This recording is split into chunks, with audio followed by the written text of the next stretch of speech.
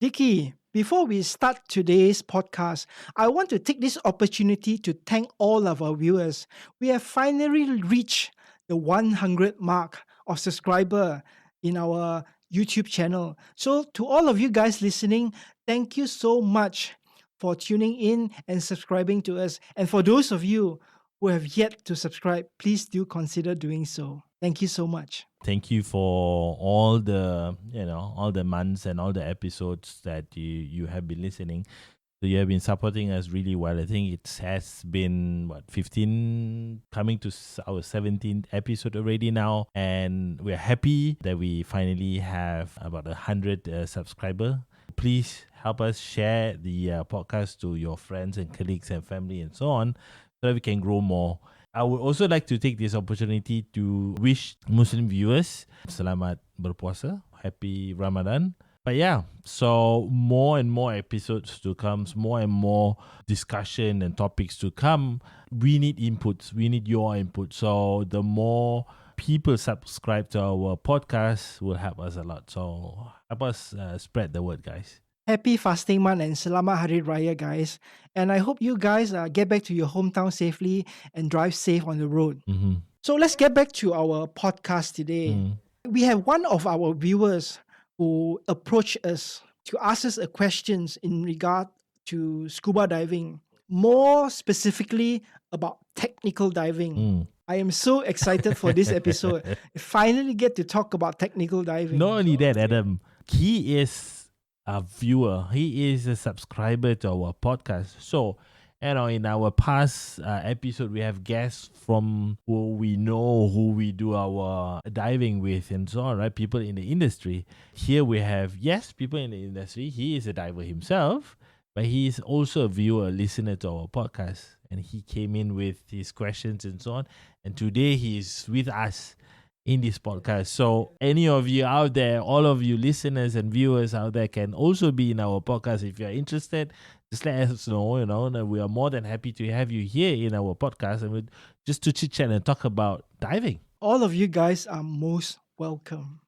Today we're going to talk about tech diving. And without further ado, I would like to introduce you guys to Sean. Hi everyone, I'm Sean and I'm from Kuala Lumpur. And just thanks guys for having me on the podcast. Welcome to the podcast, Sean. It's a real honor to be on this show, even though I just reached out and just had some questions, and now I'm sitting in a chair talking to you guys. Thank you so much for listening to us and viewing our episode.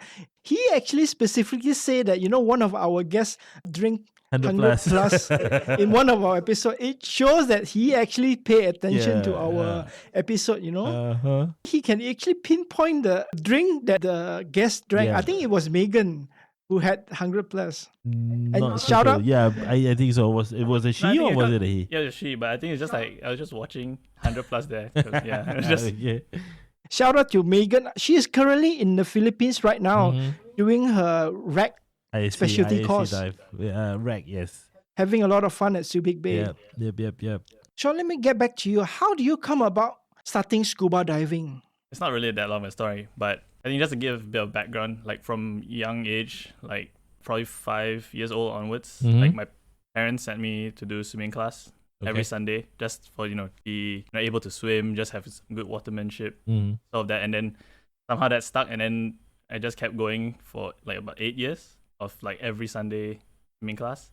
I think during that class, like the one thing I always wish I could do was just like hold my breath longer underwater. And sometimes you play games, grab stuff or whatever underwater. I always had the thought like, if only I could stay under longer. At some point I heard about scuba diving. I thought it was really cool, but then I just never got around to doing it up until 2023 when my girlfriend's friends actually organized a diving trip, like to get the open water certified. And then, I've always wanted to do this. Never got around to doing it. I went for that diving trip. I can still remember the first minute, we had the regulator in the mouth, going into the water, and I could breathe. Okay. It's like a light bulb suddenly switched on, and then suddenly like, okay, this is like really cool. Okay. So you're hooked to it already. Yeah, straight away. The first dive already, just the fact that I'm breathing underwater, I'm like, this is gonna be a long hobby. So where did you did this course, and tell us about the experience? I did in Semporna. Okay. Yeah, open water Open water in in Semporna, which is Okay. pretty good place to start. Yeah, it was nice. It's just like I think we had a group of 8 of us, and we went. And then after doing open waters and getting certified, I think like the minute I got back home, I was already like planning like For the next course. yeah, for the or next course. or for the next time. yeah, it was pretty quick. So now I'm advanced certified already, advanced open water, and I did that. That was like immediately my next trip was advanced open water. So within that year. Yeah, itself. same year. So it's a few months later. Was it when I met you that time at Tioman? No, but it's actually quite funny because so I went in August. I met you at DRT, the expo in February, because I was just talking to the people at the BNJ booth, and I was talking to Martin, which is like the finance guy at BNJ, and then I was talking about technical diving and cave diving. He said, "Oh yeah, Adam here is a cave diver." So I think that was the first time I met you. Then I went to Tioman twice more in March and May last year for some fine diving, and then that's when like you recognized me again. I was like, "Oh Sean, you come here a lot, huh?" And then I'm like, "I've only been here Twice. twice, well, 3 times with the certification in my life." So I'm like, "Yes," but also I just recently starting to come here. Yeah, I think prior to this also we had lunch like maybe once or twice, right? It was at Tioman that one time Yeah. in March last year. Yeah, Wow, This is my first time 2023. meeting you, so yeah, it's nice to meet you as it's well. nice Yeah. to meet you. You started in First 2 2023. trip, open water and advanced straight away. And after that, 2 more fun dives. So I did deep specialty in last year in March, and then the rest was fun dives. Oh, I did manage to go to Maldives in August of last year, so that was also like a really nice trip. About how many total dives have you done so far? I think 40 plus at the moment. Within 2 years. Mm. That's actually quite a lot. That's good, Quite yeah. Not bad. Yeah. Mm. So you said you did deep dive specialty. Yeah. Or was it a dive in your advance? Yeah, I mean during advance I did the deep dive, and then Uh-huh. in March I came back to do the Deep deep specialty. specialty to 40. But Yeah. he's really into deep. I guess so, yeah, you could say that.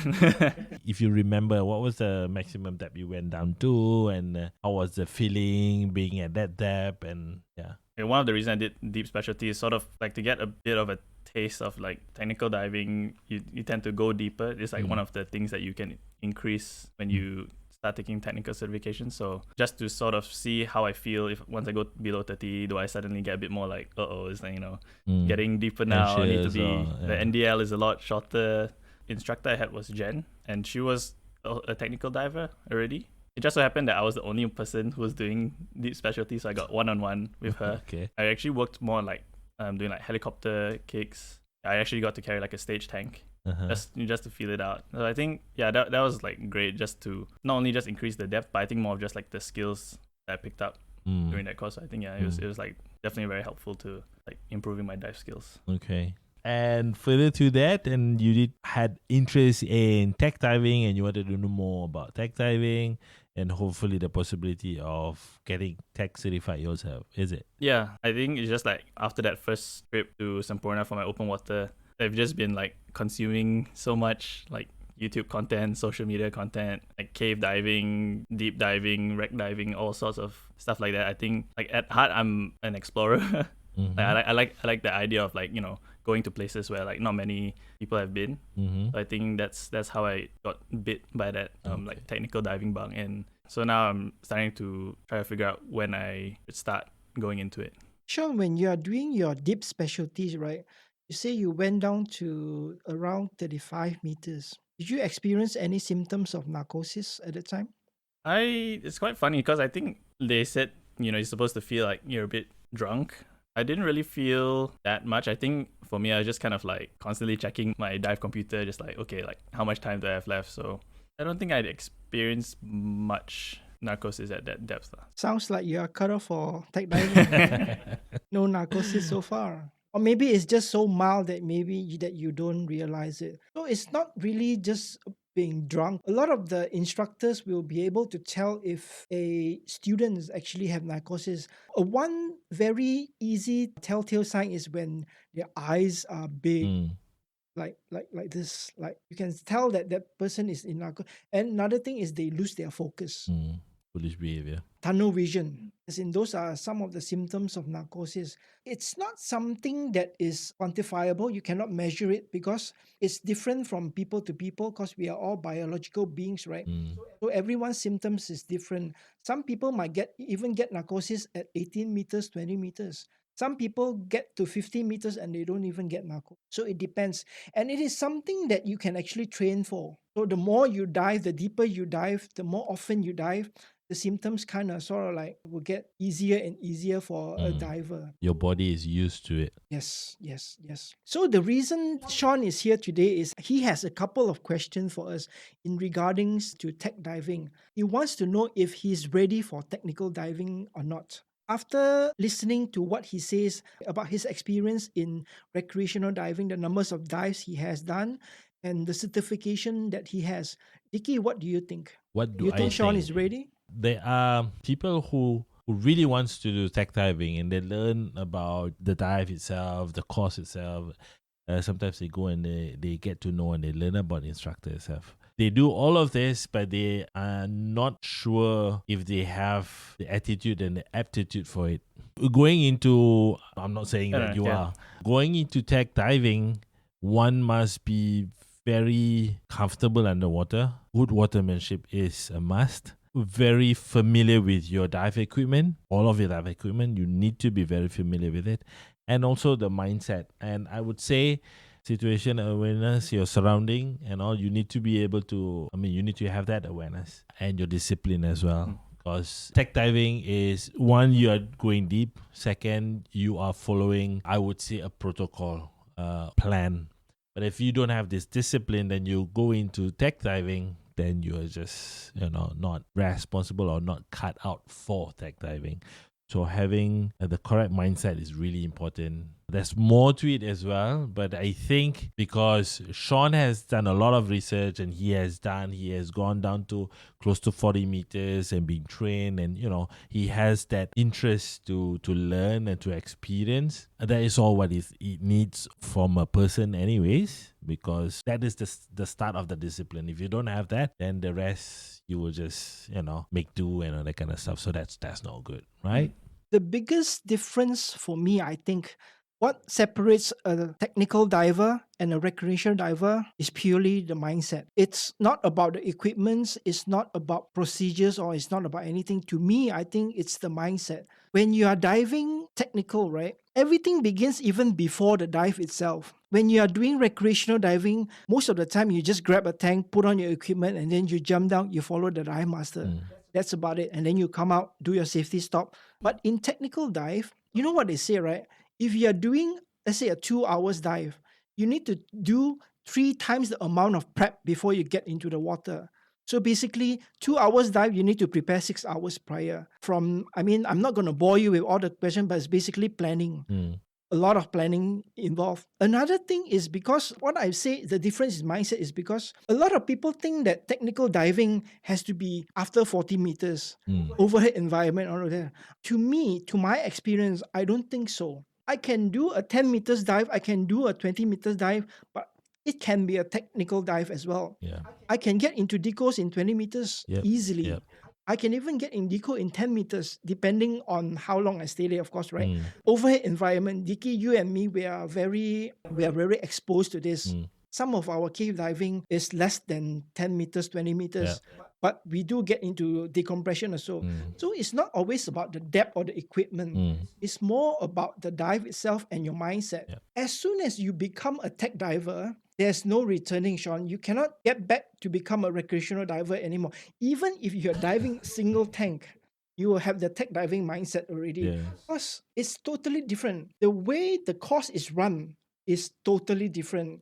A lot of recreational divers that get into technical diving just for the card, or they think it's cool, or they want to be different from other, will probably end up quitting, or they might pass, but then again, they do not do tech diving anymore. Because they learn that it's not just the dive. We have to do a lot of planning to begin with, this and that, a lot of things that we need to do. They go into a course, they expect to be trained like an recreational diver, but when they get into a technical course, oh my God, they are in a shock for their life. It's Not like you go to a course, the instructor show you what to do, and then you just follow your instructor. Some of the tech courses are like that, maybe the beginner. But as you go higher and higher level, right, the instructor don't even teach you stuff. He might just observe you. He might just throw you some problems and you need to solve it yourself without telling you what to do. He wants to see your reaction, how you react to this situation. And then, of course, most of us is going to make a mistake because we have never done this before. Yeah. We have not exposed to this. After that, he or she will tell you what you need to do and need to do. So a lot of it is about preparedness, how you react to the situation. As Dicky said, you need to be very comfortable in the water. So when it comes to mindset, you should ask yourself this question, whether you think you are tech ready or not. Ask yourself why you want to become a tech diver to begin with. Definitely not because of the card. If you're going for that, there's a big chance that once you pass or once you become a technical diving, you're probably not going to do technical diving anymore. Sad to say, it's a very tedious thing. It is a very serious and tedious Yes. course. The manual is thick. So if one were to just get into the course wanting to have a certificate, you might not come out with a certificate because you will not be able to pass the course anyway. Sean did mention at the beginning of our podcast that he said he wants to explore the underwater. He wants to go where not a lot of people has been to. That is a good reasons to get into technical diving. Still remember like going through all that content. There's places like, have you heard of like Truck Lagoon? Mm-hmm. Yeah, Yes. there's like so many wrecks there. And I think like there are some people do trips there that you can do it like recreationally. But a lot of people always say that if you really want to like see the most of it, especially for stuff like wreck penetration and seeing like the history that's inside the ships, to make the most of the trip, you would want to do it technically. So I think there's a lot of places, including like, places like caves, that I would like to eventually build my way up to and be able to go in. So technical diving is just a natural progression of I would need to do if I want to eventually be able to explore those sorts of places. There is also another thing about when you watch the online content, YouTube or whatever, right? A lot of the times they do not show you the hardworking, the tedious stuff. They only show you the dive itself. What's in the dive? But what happens before that actually takes a lot more time than the dive itself. So you need to be prepared for that. Usually for recreational side, some people when they do their open water, a lot of people like recommend them to do fun dives first to like get a bit better before they do advanced. I was a bit like kind of like I'm pretty comfortable doing my open water, so I think I just straight away I'll just straight away go for advanced. And then after doing all those fun dives after advanced, I can see that like I definitely got a lot better during those fun dives as well. I can see that as a good argument to be made. Maybe instead of like just rushing into a course, take the time to prepare doing fun dives, but also like using those fun dives to just build more experience, For sure. more skills before doing the next course. So that whole experience with doing back-to-back courses just kind of like give me a bit more like I need to consider how ready I am first, or like what skills do I need before I even move to the next stage. I mean, the fact that Sean is here talking about this shows his preparedness in getting into technical diving. Some people don't even talk about it. They just pay money and get into the course and see what happens. find out what happens. A lot of the times you'll be surprised. I've seen a lot of people who get into tech courses and just quit halfway. And some people just do not like the calculation. Back in the old days when me we and were Dicky, doing it. we have a lot of calculation. Now it's a lot easier. You just need to get a dive computer And a planner. Everything is calculated for you. Last time, everything is manual. We have to basically take out a calculator and even exam. Yeah. Oh my God, the calculation. We have to draw the table, remember? Yeah. I don't know about the syllabus now. Maybe you don't have to draw it anymore because dive computer basically makes our life much easier. It will calculate the amount of gas you need. It will calculate all your deco stop and everything. Last time we have to do it manually and we have to follow it on the dot. Yeah. Now you don't have to because the dive computer will have real-time update and everything. You just follow the dive code and go. Thank God for technology. Thank God for technology. Funny thing is actually doing there's the e-learning when you do before you even like get certified all the PO2 calculations. I actually really enjoyed it. Okay. Doing all of that during my uni time. I did a lot of partial pressure stuff, but then I was like, I'm never gonna use this ever again. The e-learning popped up. Oh yes, partial pressure of oxygen. I'm like, oh, I finally get to like use it back. Make use of the knowledge that you It's did. like finally I get to like use it. Not everybody gets to do that. Yeah. Huh? Well, maybe I can recommend you to find an instructor that actually will teach you both the old school method and the new age method. There are some instructors that actually do both. My instructor taught me both the calculation, runtime. Now we don't do runtime anymore. Now we do TTS, time to surface, right? Yeah. So of course, after doing those, I will not go for runtime. It's just the old way of doing things. I won't say it's not efficient. It's just not as easy as time to surface nowadays. So that is mentality out of the way. Now let's talk about skills. To be frank with you, 40 is a bit minimal for me. Maybe do a little bit more, have a target at least maybe another 20, 30 dives. Preferably 100, I would say. But then again, the dive that you do is not just you hooking up a tank with your BC and go out there diving, you know. You must work on so many things, like what we did mention just now, your situational awareness, and how do you set up your equipment, how do you maneuver in the water, how you plan for the dive, that kind of stuff. So you put all of this in your leisure dive or fun dive. If you go for a fun dive, right, most of the time you probably won't be able to practice anything because you will be swimming along and looking at fishes and corals and whatever. You need to follow the group. So it's kind of hard for you to practice skills. Maybe when you're in Kuala Lumpur, right, do it at the pool.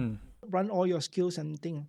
I would say the main three things that you probably need to practice is buoyancy, trim, propulsion. These are the three major basics, I would say, for scuba diving. Buoyancy is, of course, your ability to maintain depth. Trim is your position. That one will include a lot of things like where you put your stuff, how you manage your weights and everything. Sometimes it's not only trial and error, you know, you need to change stuff and then you need to understand the physics behind it.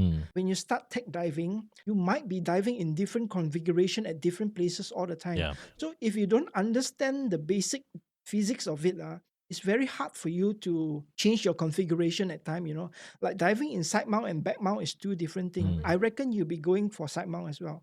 Do your side mount before you go for tech diving also. You can actually do your Tec course intro to tech course in side mount as well. Okay, yeah. It depends if you want it or not. My recommendation is both, because both of them have their pros and cons. Back mount is good for when you carry a lot of things. Side mount, I think at most 4 things. reasonably 4. Once you go 5 or 6, it's quite cumbersome. Then once you have to go back mount, it's even it's better to back mount. But then again, back mount and side mount has their different buoyancy characteristic also. The way you maintain trim is different. As long as you get the feel of it, right? Whether you're doing back mount or side mount, buoyancy is the same. The trim is where you need to be very careful. Yep. Yeah, and propulsion, of course. All kinds of kicks you need to practice.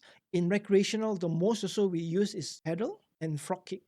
In order to do all the kicks properly, obviously you need to have very good trim. That is the basic. You told me that you have already learned, Helicopter. helicopter. Yeah, you have learned helicopter kick. Try to perfect it. Like when you're doing helicopter kick, right? Make sure you're turning at the same spot. Yeah, I think that's the one thing that going from facing right to left, I think it's like pretty okay. Like I can stay in the same spot, but then like going from left to right, I think I do like drift out a bit. So I think probably still need like a bit more time to like get it like dialed in for helicopter kick. Are you using both legs when you turn? Going right to left, yeah, I use both. I think it's more natural. Left to right, I just tend to use my like left fin only to like push. What about backward kick? Back kick, I didn't really have like an issue with that. So I think that one, fortunately, I was really okay with that. Yeah. Which fin are you using? Mares Avanti Quattro. Okay. Yeah. Oh, one of the best recreational fins Yeah. out there. I like the look of all the jet fins now. Yeah. Well, when you get into tech diving, it's likely that you need to change your fin. Your Avante Quattro, Mares Avante Quattro, you can probably still do with 2 tanks. When you add 3 to 4 tanks, you definitely need heavier fins because of trim. They're quite Else, soft as well, right? That's why. the most important thing when it comes to technical diving with fins, right? One thing is the torque, you said softness, but the most important thing is the buoyancy. If it's not heavy enough, right, you'll see a lot of beginner tech divers, they head down and then their feet up. Because we carry a lot more equipments, a lot of the times we are front heavy. So if our fin is light, then our head will go down. So you need more negatively buoyant fins. It also depends on your build as well. Yeah, I have. Some people have got heavy legs, some people have got floaty legs and that kind of stuff. So you need to know yourself, your build, and then the correct fin. Similar to you, I have like pretty heavy legs. Every time also recreationally, I like with the weight belt, try to shift it more forward for me get my trim more horizontal. So I think I'll probably try out with new equipment and see, or just try different configurations and then just see how it goes. Apart from all these physical skills, Vicky did mention all the mental skills as well. Situational awareness, environment awareness, and self-awareness. These three things also, it's probably not mentioned in any recreational course. You need to definitely train for it. In technical diving, there are a lot of skills that you cannot escape. No matter what course you are taking, the instructor will definitely need you to do it at the beginning of the dive. Things like safety drills, valve drills, and bubble check, and all those things, right? These are all very basic technical diving skills that every single course you definitely need to perform it. That one you definitely need to perfect it, I would Master say. it. Sometimes even when you have mastered it, you still need to train for it because if you don't use it, you will lose it. Yeah, you need to build as your muscle memory. The more practice you do with it, it comes second to nature, right? Yeah. So yeah. I think even like small things like deploying SMB. I think like the first few times I was doing it, I was like, which hand to hold what, and then like task loading underwater. Yeah, speaking of that, deploying SMB is one of the most dangerous skills in tech diving. In recreational diving, we deploy in less than 10 meters water. But 6, in 7 at the most. technical diving, we can deploy it at 30 meters, we can deploy it Yeah. at 20 meters because our deco stop, right? That is when it becomes dangerous. It is a skill that you definitely need to be on point. If you get dragged up, you get DCS. Until now, I practice it every single time. Over environment, not a problem because usually we don't have to deploy. But in open water, yes, deployment of one of the most dangerous one. During practice, I've got entanglement before. It was a training dive, 10 meters deployment. My line got snagged onto my manifold. Your line got snagged on your manifold. Okay, so you Yeah, went to the back. I shot up. Thank God it was a training dive. If I was in 30 meters, that would be a problem. And also in technical diving, right? The manual will keep discouraging you from taking the course. A lot of the manuals will say, if you do this, you'll die. If you do that, you'll die. You know, are you sure you want to do technical diving? So it's kind of like mentally preparing you that make sure that you are, yes. It's good that you did your advanced. It's good that you did your deep specialty. But prior to go for the tech course, also I think, doing the self-reliant is an advantage. Basic tech, was it basic tech? Intro to tech. Because sometimes there are people who they think they want to do tech course, but then it's not for everybody, right? Tech course is not for everybody. We are kidding ourselves saying that anybody can do it. No, that's not the case in my opinion. Diving with one tank strapped on your back and diving the twin tanks is two different story. Let alone having stage tanks. You think the concept is the same? Most of the tech divers that I spoke to, first dive they struggle like hell. Even though instructors who have thousands of dive, you strap them on a twin tank for the first time, my God, it's a struggle. And when I feel the weight of that twin set, I'll be like, oh.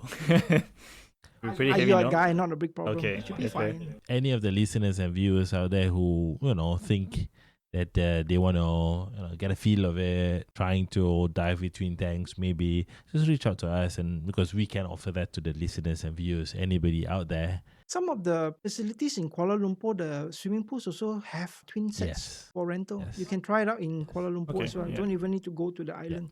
You guys have already episode on like how you guys became cave divers. I assume both of you are technically certified before you went in cave, right? Oh yes. How did you guys like even get into it? Did we not have this episode? I don't think we have. Okay. I don't think we have It's this okay. conversation before. So that's Thank you for asking, Sean. So that's a topic that we have to consider doing one. The main reason I got into technical diving is because of cave diving. Okay. Yeah. Prior to me getting cave certified, right, I spoke to a few instructors.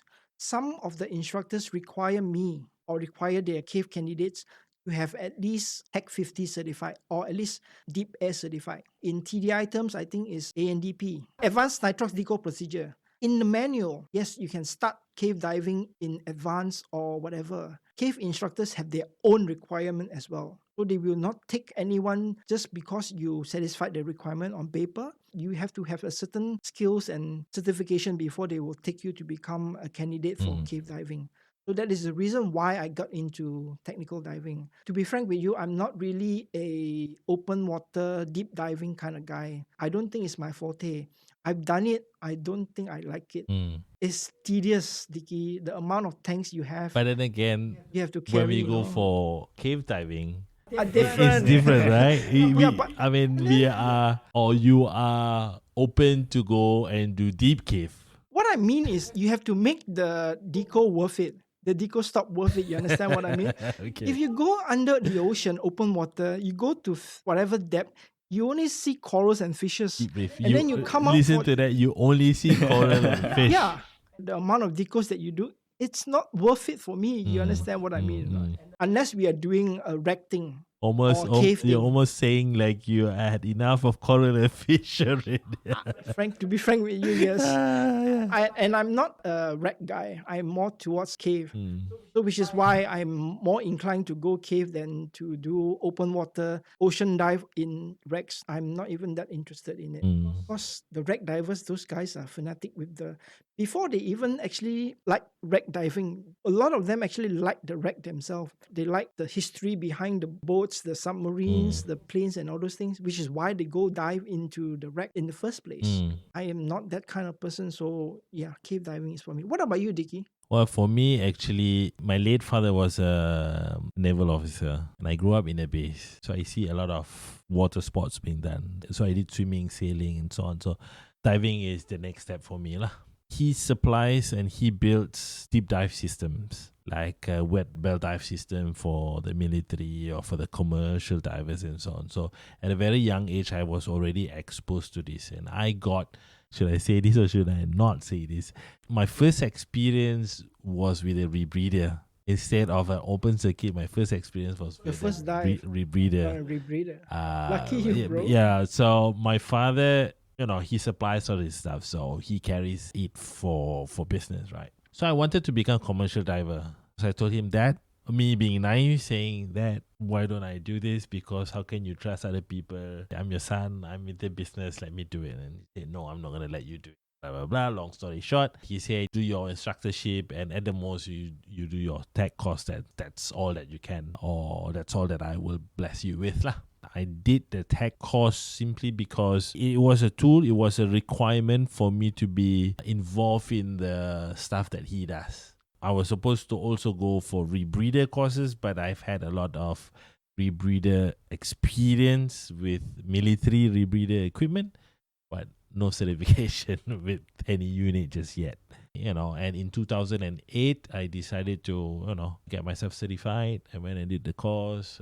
But my interest, coincidentally, is the same with Adam, because we carry all this stuff. We were the distributor for Malaysia, certain brands as well. And one of the brands, or two of the brands that I carry, was mainly tech diving equipment and cave diving equipment. So that's how the interest got into tech and cave as well. I blame you for getting me into cave diving. Because you're moving, Yes. past the office a lot of times and looking at the posters, huh? So speaking about rebreather, John, do you think your wallet is ready for I mean, tech diving? I've been looking at rebreathers as well, the prices, but it's gonna be a while. But I think at some point, I would be very interested to try. At one point, maybe we will have someone to talk about rebreather, but even for recreational diving, it will be a norm for rebreather maybe in, maybe 10 years. If you want to get into rebreather diving, right, now might be a good time to get into, because a lot of the units nowadays are getting smaller and smaller and getting cheaper and cheaper. So basically, the advancement of technology is giving the opportunity for the manufacturers to produce better and cheaper units for all the scuba divers. You probably hear people talking about a rebreather, the price of a car. Now, some of the rebreather can cost half of that. Like I wouldn't say any name, but basically the front mounted ones are pretty cheap nowadays. And also the side mounted ones are pretty cheap nowadays. Because in the long run, I would say that diving with a rebreather, it will be more cost effective than diving with an open circuit, especially if you're doing tech course. Okay, yeah. Tech diving, because of the gases. Yeah. I think Yep. Trimix, right? When you save every breath you blow out, it's not going back into the atmosphere. But then again, that's what they said. But before you do CCR Trimix, you still need to go through the Trimix course first. That's true. Which is why I'm asking you, do you think your wallet is ready for that? It's basically a bottomless pit when you start tech diving. It's not only the equipment, the diving cost itself, the certification is probably the cheapest in compared to other stuff. Equipment is They're expensive. very expensive, yeah. Be ready to buy 2 of everything at least. So, At least, yes. do you already have your full gear now at the moment, recreational? When I was still quite new, and I was like looking at equipment, like what to buy. So then I was looking at a lot of, like regulators, BCDs, and then as I sort of did more research and like did more diving, it's like, oh, okay, buy this regulator. Maybe it doesn't have like a turret, not really great for like side mount. Mm. Or if I buy like a jacket BCD, it's gonna be practically useless for technical diving. So then I was like, okay, look for like back plate and wing. You can adapt it to be for twin tanks. Yeah, modular. That's the way to go. Not to say buy once, because I'm pretty sure as you go on, there'll be things that you try and you will eventually change your gear here and there. But sort of like looking at all the different stuff to consider when you're like going to technical diving, like, you need 2 first stages, 2 second stages. I don't have like regulator BCD yet. I'm probably going to buy it pretty soon. But I think it's just like curious like how you guys go about managing the cost of like, especially when you're still quite early in the sport, when you probably don't have that much, or like every purchase you make is going to be quite a big dent. What equipments do you own at the moment? So I got pretty much like the fins, mask, SMB, and then that's pretty much it. Like I haven't bought a regulator BCD yet, but because I've just been holding off on making sure like whatever I buy I can. I have a dive computer as well. Even that also, I was like looking at different units, and then some units, I think like the sheer water ones, there's tech features. Tech mode. Yeah, because I knew that I was probably going to go down that route, so I need Which one are you using? the Tec. Derek, okay, that one is ready. I think all that stuff was just like One making soap sure. on water with 40 dives using Terry already. Hey man, it was a good deal. I didn't buy it brand new. It was actually, I bought it secondhand off a guy, but he got a warranty replacement, so it was effectively brand new. So Already thinking like a tech diver. Yeah, there you go. mindset. I love a good deal, but yeah. So you can't escape it. Like, diving is expensive sport, no matter how you look at it. Even recreational, but especially even more for technical. So I think just think if there's any like tips you guys had, especially when you're starting down this route. When it comes to technical diving, we are very big in redundancies. Whatever you have or whatever you don't have, you have to buy at least 2 of everything. 2 BCDs, 2 regulators, 2 of everything. Masks, SMBs, reels, and all those things. It's a good thing that you actually don't have a regulator and a BCD now, because one BCD can do a lot of things nowadays. Multi-purpose. Yes, there are some BCD that are multi-purpose, but to be frank with you, a master of none. I mean, if you want to save money, save cost, of course, go ahead. But it won't be ideal for all situations. Like it might be a good side mount rig, but it might not be a good back mount rig or vice versa, whatever. But you can. Does not mean that it's ideal.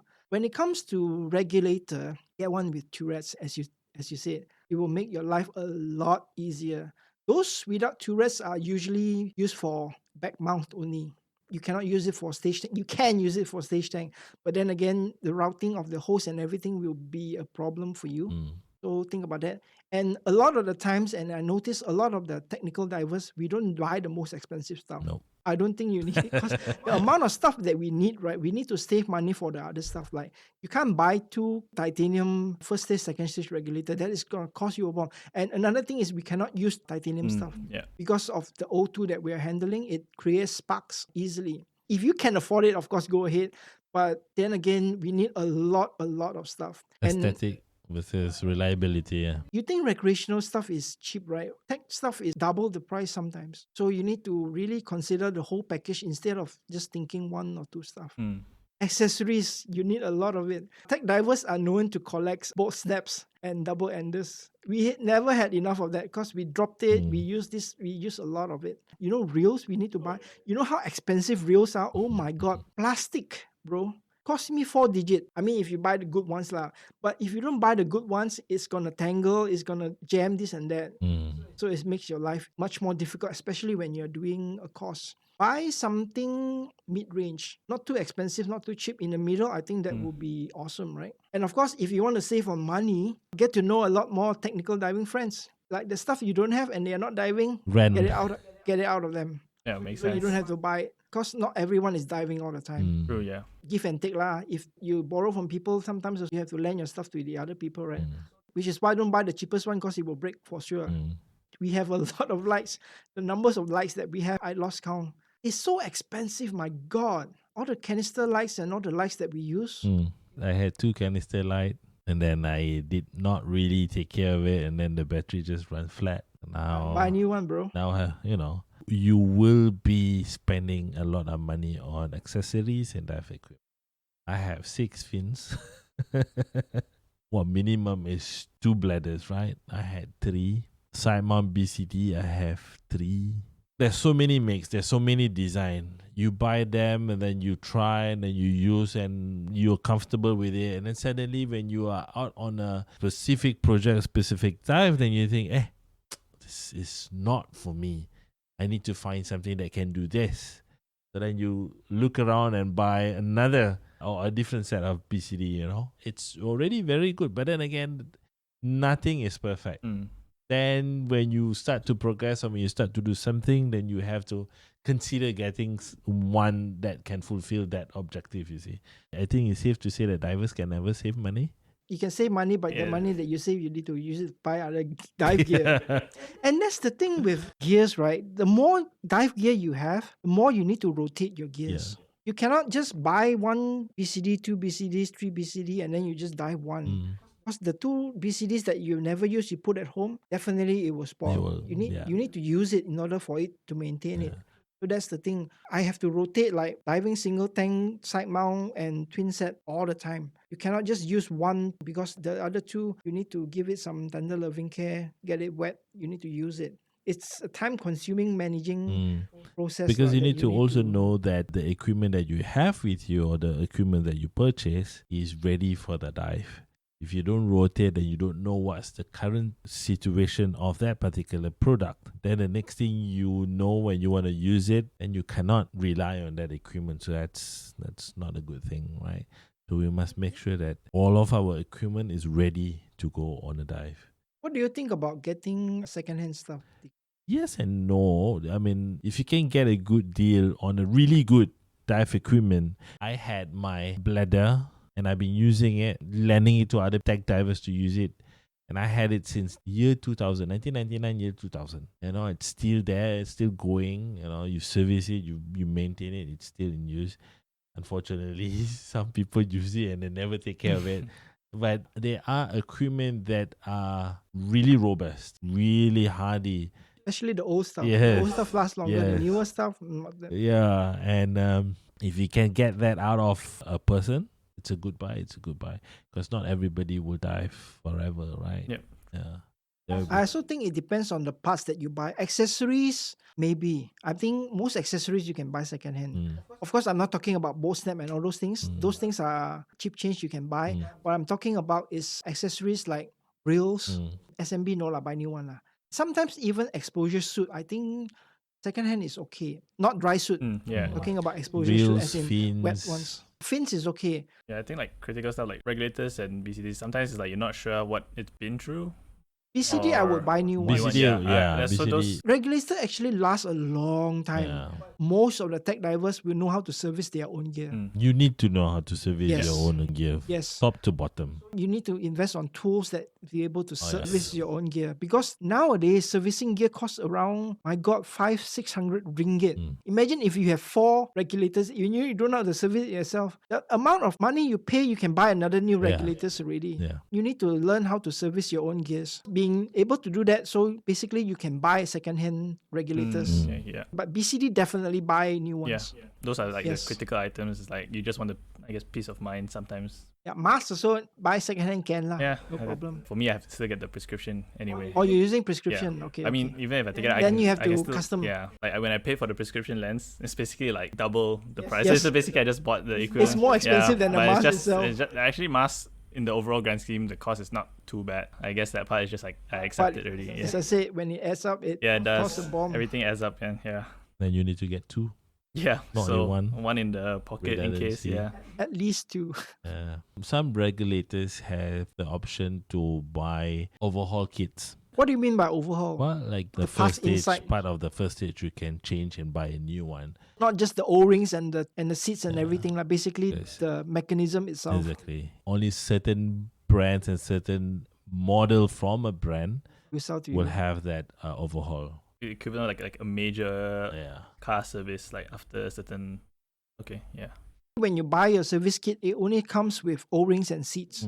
It doesn't come with the mechanism inside. Okay, yeah. So what Dicky is talking about is like the pistons, The diaphragm. the nuts, the diaphragms you can change, Okay, yeah. but the piston you cannot. You have to buy. In second stage, you have the seats. The block itself, you Yeah. can also change. You can also get, but not all, because if you damage that, you have to buy the whole first. Okay, yeah. So, I did mention just now about Tec Courses, mm.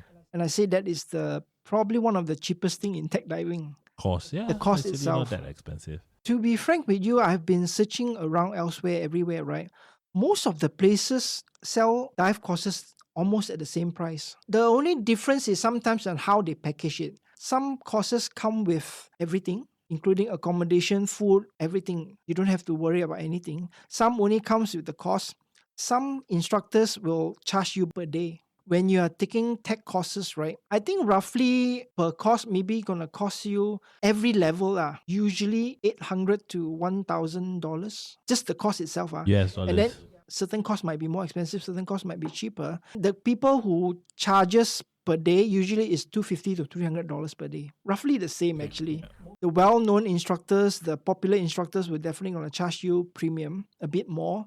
Since there's not a lot of people taking the courses, right? Some of the instructors are very hard to schedule. It's not like you can walk into a dive center and then I want to do this tech course.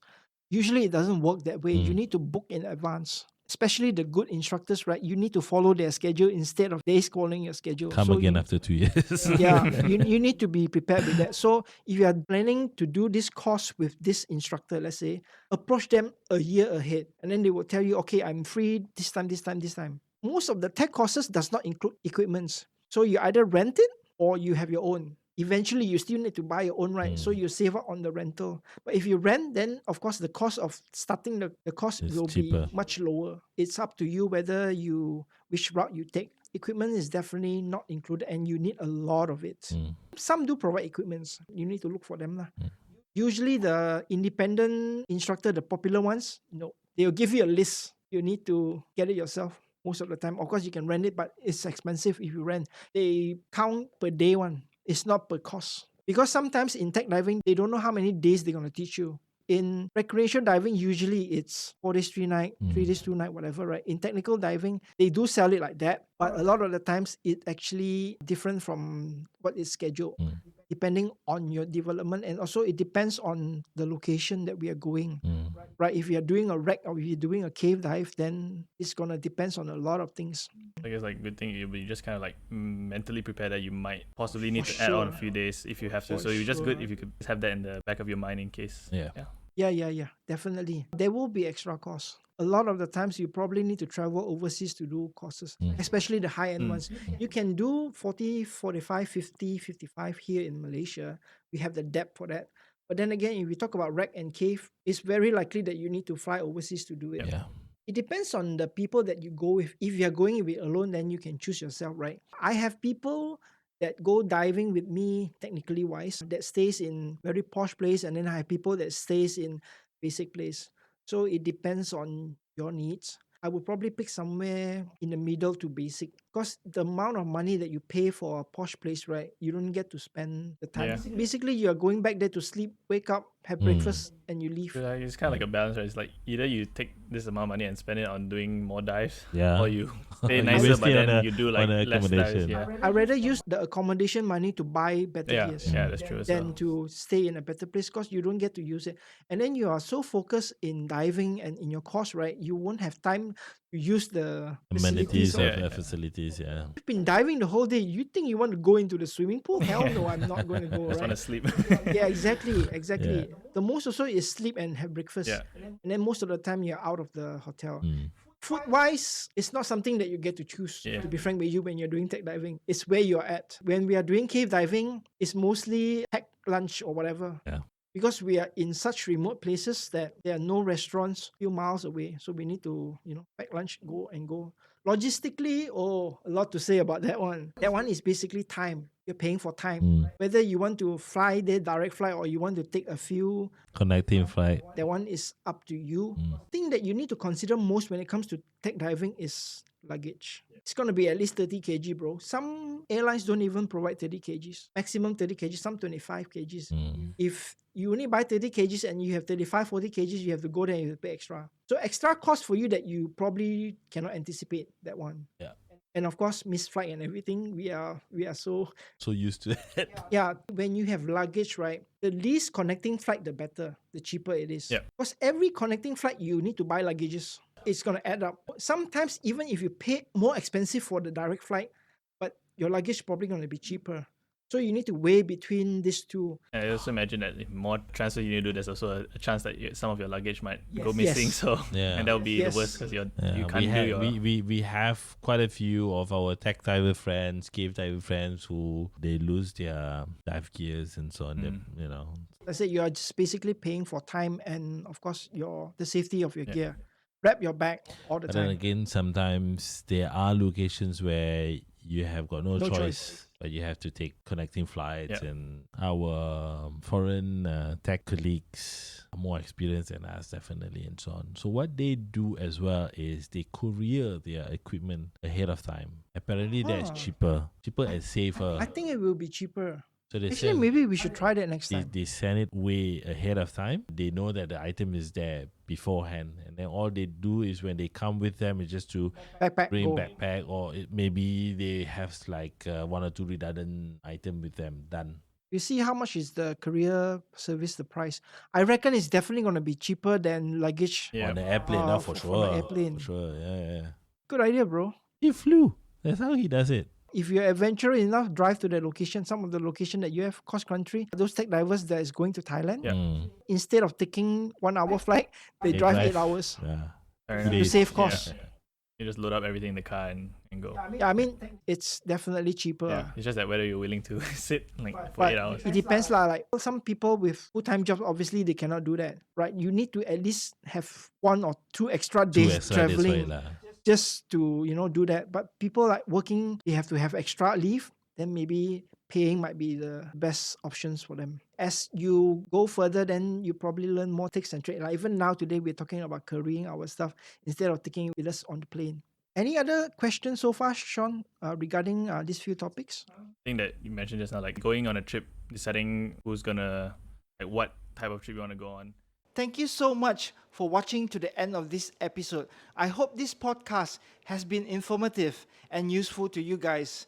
I would like to see a lot more divers getting into technical diving. And should you have any more questions, please feel free to comment below and we'll try to answer them as quick as possible. Do check out our episode list for more content like this. And if you guys like it, kindly do subscribe. We'll see you guys in our next episode. Here's a preview of the next episode. People like us, people like our colleagues and so on, they try to now create a group or collect tech divers in their database. When there's a trip, they plan a trip together. As I get to that point, I probably would discover whether I actually prefer cave diving or prefer rec, because right now I just have like the idea in my head, but until I actually go there and try it, I probably wouldn't know. So in our region, the famous one will be in the Philippines. Subic Bay is one of them. Coron is another one. When it comes to cave, it's going to be Indonesia. Thailand has some. Australia. Yes.